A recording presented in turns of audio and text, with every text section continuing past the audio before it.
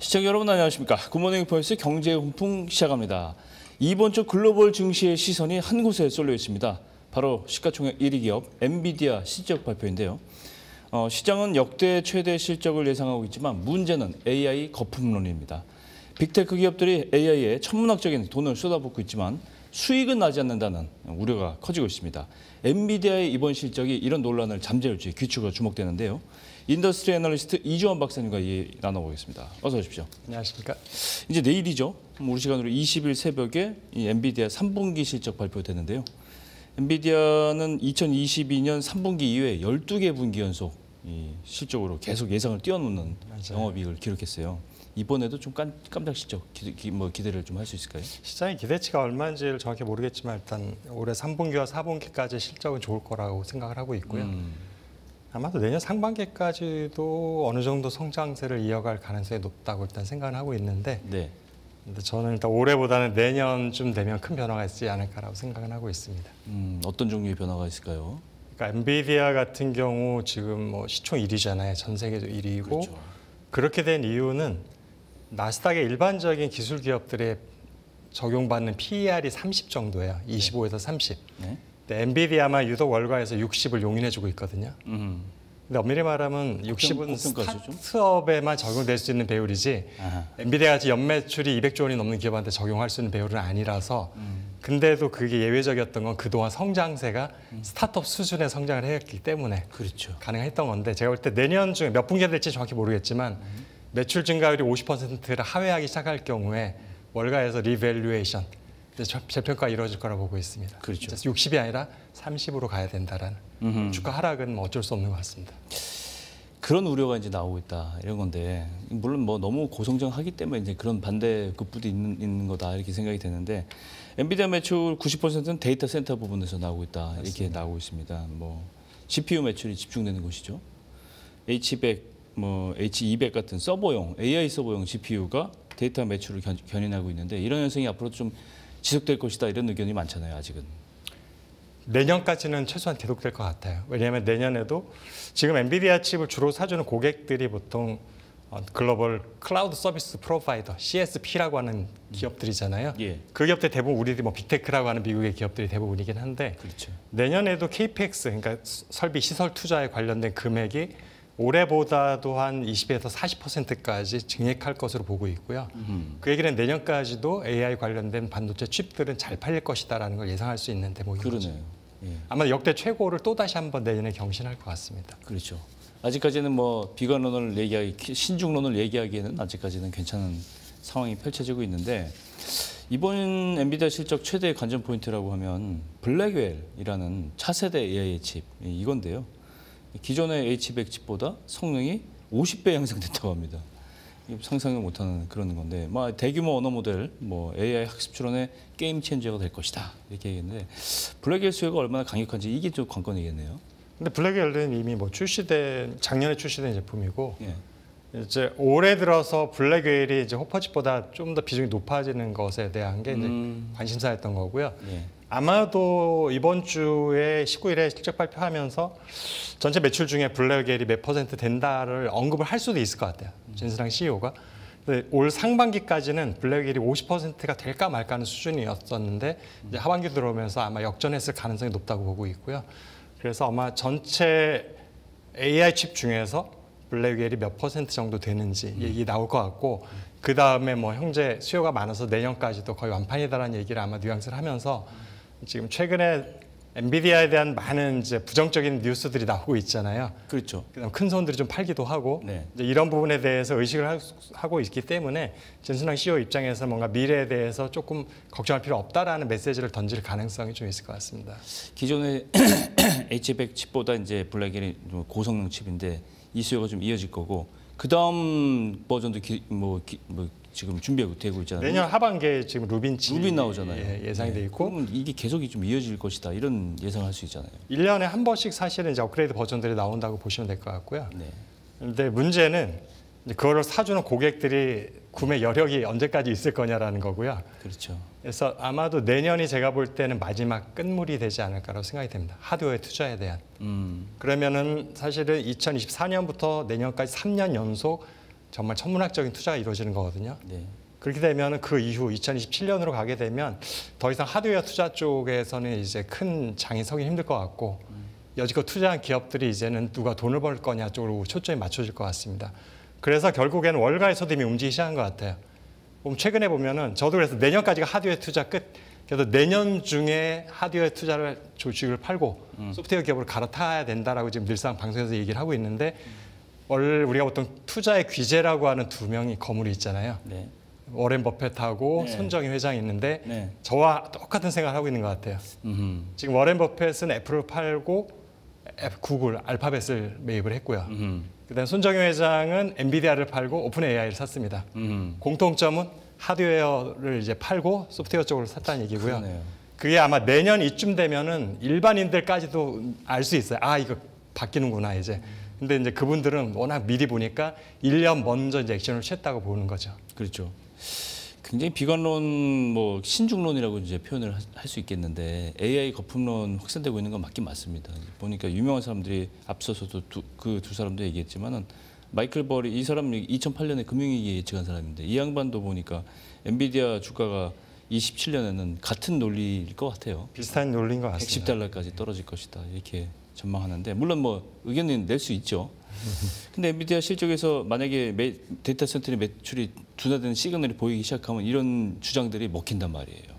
분위기가 이제 반전될 수 있다. 그래서 제가 올해 3, 4분기까지는 이제 성장률이 50% 이상 매출 증가를 기준으로 될 것 같아서 네. 그래서 올해는 아마 일반 투자들이 볼 때는 뭐 잘하고 있잖아라고 느낄 것 같고 네. 지금 여기도 보면 2027년 얘기잖아요. 그렇죠. 내년 중에가 큰 전환이 일어난다고 대부분 보는 것 같아요.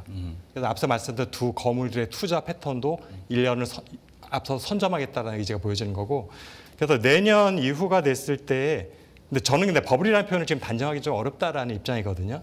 왜냐 AI 전체가 버블이라고 보기에는 아직은 결과를 알 수 있는 시점이 아니다라는 생각을 하고 있기 때문에 제가 생각하는 거는 이게 내년까지는 하드웨어의 투자는 일단 일단락이 되는 건 맞다. 근데 하드웨어가 AI 전체는 아니잖아요.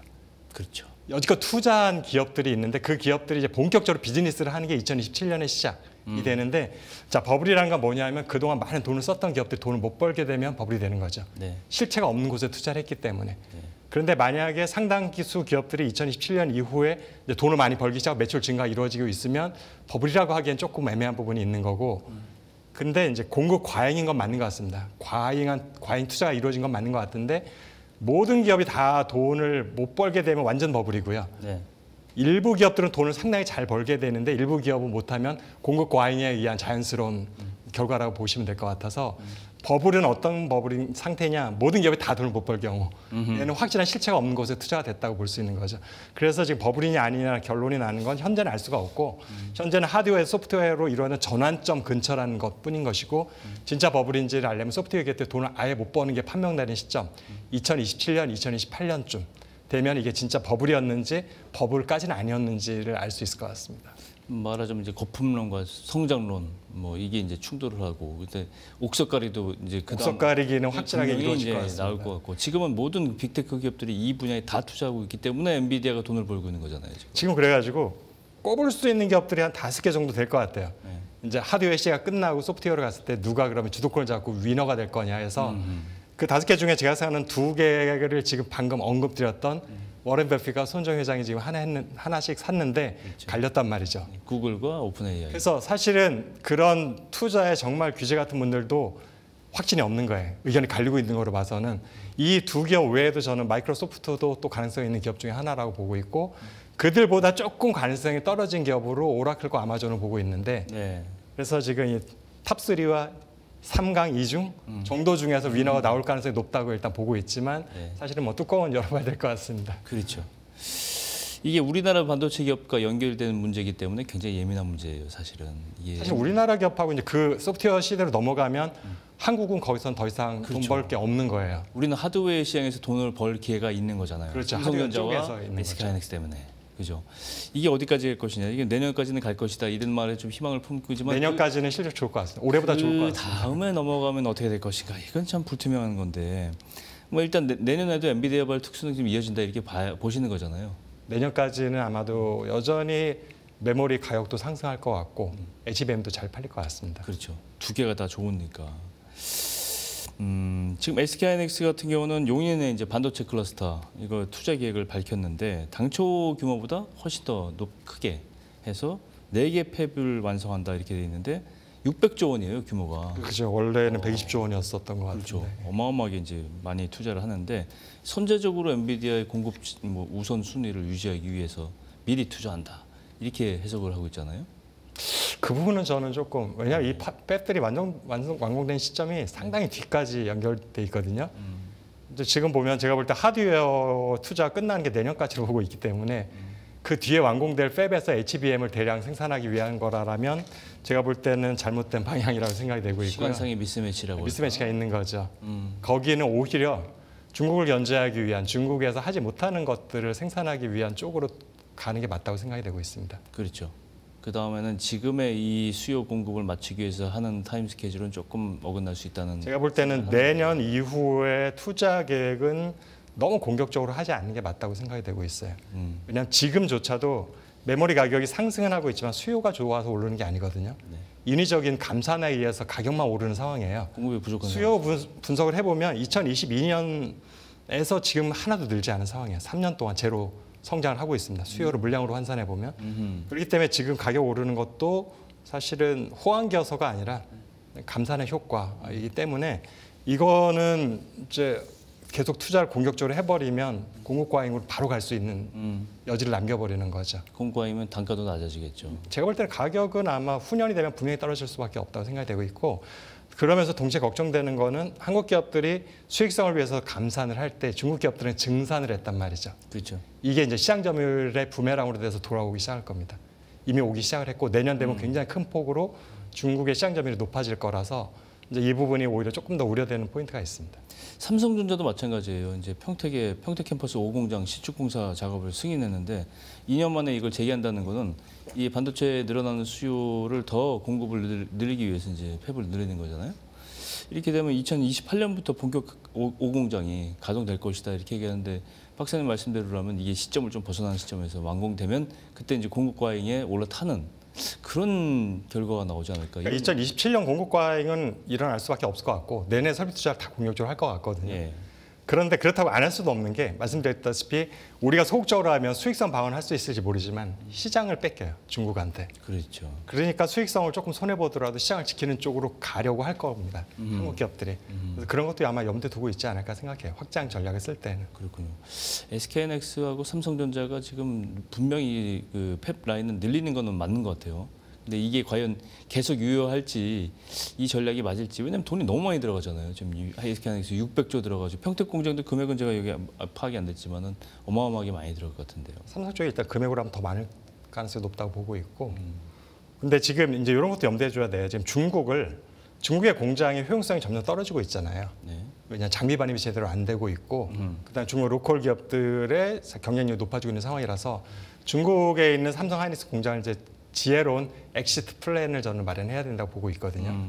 그랬을 경우에 그 대체 대안으로 미국과 한국에 그런 공장 짓는 건데 늘 저는 여지까지도 일관성 있게 미국에 공장 짓는 거는 잃는 게 더 많다라고 생각하는 입장이기 때문에 결국에는 한국 쪽에 투자를 늘리는 것이 맞는 방향이긴 합니다. 중국을 축소하면서. 그렇죠. 지난 16일에 삼성전자하고 SK하이닉스 3분기 보고서 나왔는데 삼성전자 반도체 부문의 3분기 말 재고 자산과 SK하이닉스의 반도체 재고 자산이 줄었습니다. 예. 이 재고 자산이 준다는 거는 팔려고 준비하고 있던 거를 많이 뽑아냈다는 거잖아요. 재고 자산 애초에 생산 자체도 타이트하게 했습니다. 타이트하게 하고 애초에 재고를 늘린 적이 없어요. 늘린 적이 없다. 근데 계속 재고를 줄여가고 있습니다. 근데 이게 이제 감산이라는 거죠, 저는. 감산이죠. 재고량이 줄었다는 건 뭐 좋은 시그널 아닙니까? 그래도 많이 팔리고 있고 지금 더 만들어낼 수 여력이 있다 이거잖아요. 그러니까 지금 말씀드렸다시피 수익성 방어를 위해서 지금 그렇게 한 거죠. 가격이 약세를 반전시키기 위해서. 그래서 지금 가격이 올라가서 이익이 늘어나고 있잖아요. 양사가 모두 다. 그렇죠.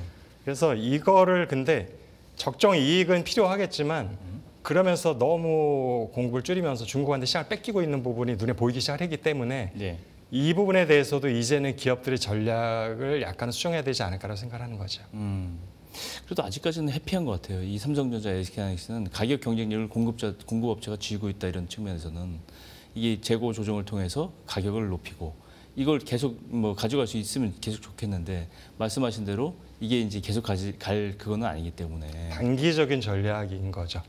가격을 올려가지고 방어하는 거는. 일단은 그래도 뭐 AI 서버용 메모리 수요는 계속 늘어나고 있고 당분간 말씀하신 대로 2027년까지 늘어나고 있을 건데 메모리 고객사들은 뭐 물량 확보하지 못할 것 같아서 발을 동동 구르면서 빨리 가격을 뭐 올려서라도 주세요라고 하는 그런 입장이잖아요. 쉽게 말하면.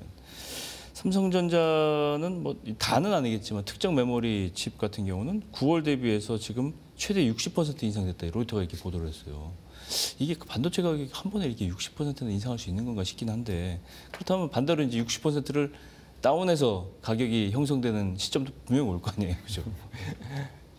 근데 지금 이제 가격이 오른다고 하는데 사실 이전에 굉장히 한 2년 반, 3년 정도로 가격이 끊임없이 하락을 했었거든요. 아, 그렇죠. 거기서 올라오는 거기 때문에 사실은 계속 올라가는 것 같지만 그러면 3년 전 가격과 비교를 해보면 어떤 제품은 아직도 마이너스 상태인 것들도 있고 이제 겨우 이전 수준을 회복한 것도 있는 수준이라서 사실은 이제 지금 가격 오른 것이 뭐 어마어마하게 좋은 가격 레벨이냐라고 따지면 또 그렇지만은 않습니다.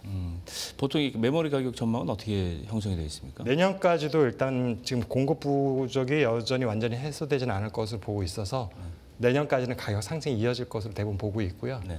그래서 아마도 그래서 내년은 그 양사의 반도체 관련 실적이 올해보다 좋을 거다라고 저는 생각하는 겁니다. 내년이 예. 더 좋을 것이다. 예. 삼성전자, SK하이닉스 주주들은 굉장히 뭐 일단은 뭐 안심이네요. 그래서 지금 보면 어떻게 보면 삼성전자는 HBM 쪽에서 재미를 못 본 상태였잖아요. 그렇죠. 지금까지는. 예. 근데 내년에는 HBM 말고 일반 제품들의 가격 상승에 대한 수혜가 이제 많이 나타날 텐데 그 볼륨이 하이닉스보다 더 크기 때문에 오히려 더 이익이 증가하는 속도가 삼성전자보다 빠를 거라고 보는 거죠. 그렇군요. 삼전 주주들에게는 일단 희망을 가지는 부분이 되겠습니다. 최근에 이제 지금 HBM3 이게 이제 범용으로는 제일 고퀄의 고품질의 GPU 아닌가요? 양산하고 있는 게 하고 지금 있는 것 5세대죠. 중에서. 예, 그렇죠? 3E 제품. 3E죠. 이제 여기에는 엔비디아가 이제 복수 벤더 체제를 이제 본격화하면서 메모리 이게 칩을 공급하는 업체들, 그러니까 SK하이닉스의 가격 주도력이 좀 떨어지는 거 아니냐 이런 얘기가 나오고 있어요. 뭐 HBM4 같은 경우는 이제 기존 제품과 달리 이제 고객 맞춤형 설계로 이제 칩을 생산하게 된다 이렇게 알려져 있는데 지금 이 해당 업체가 삼성전자, SK하이닉스, 마이크론 이런 업체들이에요. 그럼 세 개가 다 이제 경쟁을 해야 될 거 아닙니까? 이제 복수 벤더 체제로 이제 엔비디아가 이제 가게 되면 이럴 때 이제 가격 협상력은 어떻게 될 것인가 이게 지금 관건이에요. 또. 현재 SK하이닉스가 이제 가격 인상을 요구를 하고 있는 상황이고요. 네. 엔비디아 입장에서는 어떻게든지 가격 협상에서 좀 유리한 곳에 서기 위해서 삼성전자를 지금 끌어들이려고 하는 노력을 보여주고 그런 있고 거죠. 한국에 왔을 때도 삼성전자한테 상당히 많은 공을 들이는 것을 우리가 칩으로 느낄 수 봤죠, 있었잖아요. 우리가. 네. 이제 그게 아마도 지금 말씀하신 것처럼 하이닉스 독주를 좀 깨고 싶은 의도가 강했다고 보시면 될 것 같고 근데 HBM3E에 대해서는 정확히 지금 뭐 삼성전자 물량을 얼만큼이나 그러면 수주를 했느냐 엔비디아로부터 이런 것도 알려진 바는 없기 때문에 지금 삼성전자도 어떻게 보면은 다음 세대 HBM4에서 이제 승부를 걸려고 지금 하는 것 같고요. 그래서 근데 HBM4는 아직까지도 정확한 출시 시기, 그러니까 고객에서 언제부터 그 제품을 탑재하겠다라는 일정이 나온 바가 없습니다. 그다음에 3사 모두 퀄테스트 통과했다는 소식도 아직까지는 없는 상태여서 지금 삼성전자 같은 경우도 아마도 그 전 세대 납품을 시작했다 정도는 우리들이 어느 정도 유추를 하는데 왜냐하면 실적이 좋아지는 거를 봤을 보니까, 때에 그렇죠. 이제 지금 하이닉스로부터 어느 정도 물량을 뺏어갔는지에 대해서는 지금 뭐 어느 누구도 사실 공식적으로 그거를 밝히고 있지 않아서 네. 아직까지는 아마 하이닉스가 유리한 고지에 있을 거라고 생각이 되고 있고요. 지금 삼성전자가 얼마나 빠르게 물량을 확대할 수 있느냐는 이제 결국 기술적 싸움인 것 같습니다. 퍼포먼스가 나와주지 않으면 하이닉스 물량을 가져오기가 쉽지 않을 수도 있으니까요. 그럼 삼성전자는 지금까지 블랙일까지는 이제 참여를 공급을 이제 거의 희박하게 했다 이렇게 보여지는 거고 루빈으로 넘어가면 본격적으로 이 GPU를 공급할 수 있는 여건이 마련된다. 이거는 거의 확실한 거 아닌가요? 그러니까 지금 HBM4를 루빈부터 쓸 건지 그렇죠. 아니 내년 상반기에 블랙엘에서 블랙에도 쓰기 쓸 건지. 시작할 건지가 미정인 상태고요. 그래서 현재로서는 삼성전자가 사실 HBM4에 좀 더 이제 승부를 걸고 있는 것 같긴 한데 그 시장이 정확하게 언제부터 열릴지는 알 수 없기 때문에 그래서 그 전 세대인 3E에도 지금 공을 들이는 것 같습니다. 여전히 그쪽을 메인으로 타겟팅하지는 않았지만 현재 시장이 형성되지 않은 세대를 가지고 돈을 벌 수는 없으니까 그렇죠. 그래서 지금 5세대에서도 어떻게든지 조금이라도 물량을 좀 확보하려고 노력을 하는 것으로 보입니다. 제가 보기엔 삼성전자의 정말 빅 뉴스는 바로 이 부분인 것 같아요.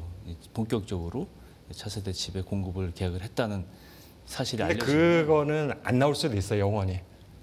왜요? 서로 이제 오픈을 안 하는 거죠. 아, 그래서 그걸 알 수 있는 건 실적에서 확인하는 수밖에 없습니다. 그러니까 1분기, 올해 4분기, 내년 1분기 아마도 올해 4분기 실적이 반영되기 힘들 것 같고요. 네. 엔비디아 납품이 시작된다 하더라도 빨라야 내년 1분기 실적이 반영이 될 것 같은데 그때 이제 영업이익률, 반도체 부분 영업이익률이 얼마나 높아지느냐에 따라서 올라오면 이제 추정을 할 수 있겠군요. 맞습니다. 예, 그걸 가지고 그러면 확실하게 엔비디아의 HBM 고성능 칩을 팔고 있구나라고 우리가 추론할 수 있는 거죠. 그렇군요. 삼성전자 주주들은 이 숫자를 딱 눈으로 확인할 때까지 이제 예, 영업이익률 절대 그러니까요. 금액보다도. 예, 절대 금액보다 이익률이 확 높아질 때 드디어 이제 납품을 시작했구나. 근데 그것도 지금 애매한 게 지금 다른 제품들의 가격이 올라가고 있는 효과랑 섞여버리는 거예요. 분석을 해봐야지. 예. 그래서 지금 이 중에 어느 쪽이 좀 더 도미넌트한 건지를 그렇죠. 분석해내려면 전문가들도 굉장히 상당히 세심한 분석을 해봐야 될 것 같습니다. 그렇군요. 오늘 여기까지 할까요? 오늘 인더스트리 애널리스트 이주원 박사님 모시고 반도체 시장의 핵심 쟁점 사항들 한번 정리를 해봤습니다. 오늘 말씀 고맙습니다. 네, 감사합니다. 금융투자로 돈 벌기 쉽지 않으시죠? 그런데 불가능한 것도 아니죠. 글로벌 IB 트레이더의 눈으로 본 더 넓은 금융의 세계, 그들의 투자의 기술 정말 궁금하지 않으십니까? 여러분들을 응원합니다.